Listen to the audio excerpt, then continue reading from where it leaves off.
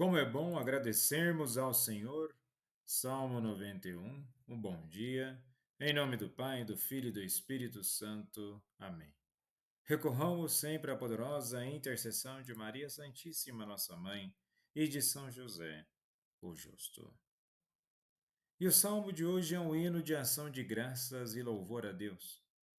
Celebra a justiça divina e a bondade do Senhor, contrastando o destino dos justos e dos ímpios. E o salmista inicia destacando a alegria em agradecer a Deus, mostrando que a gratidão deve ser constante. E o uso de instrumentos musicais, a lira, a cítara, a harpa, mostra a riqueza do culto hebraico e a importância da música no louvor. E nesse sentido, naquilo que diz respeito à gratidão, a mesma deve ser diária, começando o dia reconhecendo a bondade de Deus e terminando louvando sua fidelidade. A nossa vida deve ser um contínuo agradecer a Deus por tudo aquilo que nós temos. E na primeira leitura de hoje do livro do Eclesiástico, capítulo 27, dos versículos 5 ao 8, trata do discernimento sobre o caráter das pessoas, comparando suas palavras e ações a processos de purificação e teste. E vejamos a riqueza dessas metáforas e comparações. No versículo 5 está assim: O forno prova os vasos do oleiro, e a prova do homem se dá em sua conversa. O forno de cerâmica é uma metáfora para as provações da vida. Assim como o calor endurece os vasos, as dificuldades revelam a verdadeira essência de uma pessoa. E a segunda parte do versículo indica que as palavras de alguém refletem seu caráter, assim como o fogo revela a qualidade do barro. O falar de uma pessoa mostra sua integridade ou falta dela. É o que Jesus diz em Mateus 12, do versículo 34. A boca fala do que o coração está cheio.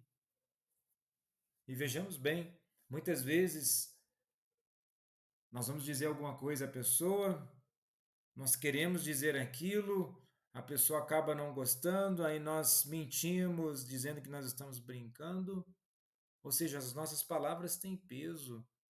Nós temos que realmente saber aquilo que nós temos, que nós estamos falando. Devemos estar atentos ao que dizemos, pois nossas palavras revelam nosso coração. No versículo 5 está assim: O fruto e a palavra revelam a essência. Usam a imagem da árvore e seu fruto para ensinar que os resultados da vida de uma pessoa, suas ações e palavras são reflexos do seu interior e de sua formação espiritual.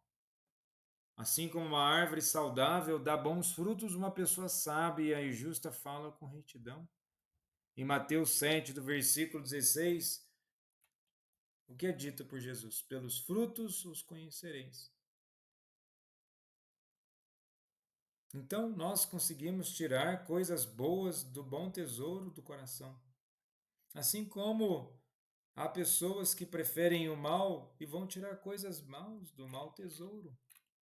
É uma questão de escolha, é uma questão de discernimento, e nesse sentido, a primeira leitura nos ensina que o caráter de uma pessoa é revelado por suas palavras, é revelado por suas escolhas interiores e até mesmo pela sua consciência perante Deus. E na segunda leitura, a carta aos Coríntios, capítulo 15, dos versículos 54 ao 58, pertence ao capítulo que trata da ressurreição dos mortos, um dos temas centrais da fé cristã. E o apóstolo Paulo encerra seu argumento com uma declaração triunfante sobre a vitória final de Cristo sobre a morte. Ao falar da ressurreição, é uma transformação do corpo mortal. No fim dos tempos, os corpos humanos que são mortais e sujeitos à corrupção serão transformados em corpos gloriosos, imortais e incorruptíveis. E nós temos aqui a esperança de que nós estamos em Cristo. E na própria a carta aos Coríntios, há uma profecia de Isaías 25, versículo 8. Ele destruirá a morte para sempre, e o Senhor Deus enxugará as lágrimas de todos os rostos. Vejamos bem, o que nós podemos tirar de lição dessa segunda leitura é sim a esperança na ressurreição. Nós estamos aqui tratando de uma realidade de fé, uma realidade espiritual. Se na primeira leitura nós estamos falando sobre o caráter de coisas práticas da vida, já na segunda leitura nos traz uma dimensão de uma outra realidade, a realidade espiritual. Estando bem na realidade espiritual, consequentemente, nós estaremos bem na vida prática, pois uma não se desassocia da outra. É preciso verdadeiramente que sejamos transformados. E toda essa esperança na ressurreição deve nos trazer uma mudança no hoje. Um questionamento sobre a própria vida, um questionamento sobre a própria finitude, ou seja, sobre a morte. É o questionamento no versículo 55. Onde está, ó morte, a tua vitória? Onde está, ó morte, o teu aguilhão? Aguilhão em grego, ketron, refere-se a um ferrão de escorpião, aguilhão usado para impulsionar bois, simbolizando a dor e o sofrimento que a morte traz. No entanto, essa dor foi removida pela vitória de Cristo na cruz e na ressurreição. E como então nós verdadeiramente assumimos essa vitória em nossas vidas? A partir de um discernimento, a partir de um aprofundamento da fé, para que possamos vivenciar a vida em Cristo.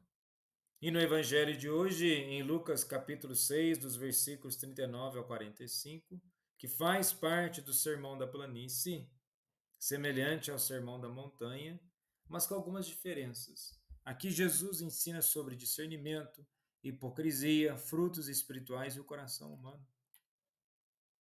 E Jesus inicia no versículo 39 fazendo o seguinte questionamento: pode um cego guiar outro cego? Não cairão os dois num buraco? E Jesus usa uma imagem forte: um cego guiando o outro cego, que simboliza alguém sem discernimento espiritual, especialmente os falsos mestres, sem conhecimento verdadeiro de Deus, tentando guiar outras pessoas, e ambos acabam na perdição. Em Mateus 15, do versículo 14, Jesus chama os fariseus de guias cegos. Onde em Oséias 4, versículo 6, o que é dito? Meu povo perece por falta de conhecimento. E devemos então escolher nossos guias espirituais com sabedoria e crescer na fé para não sermos cegos espirituais.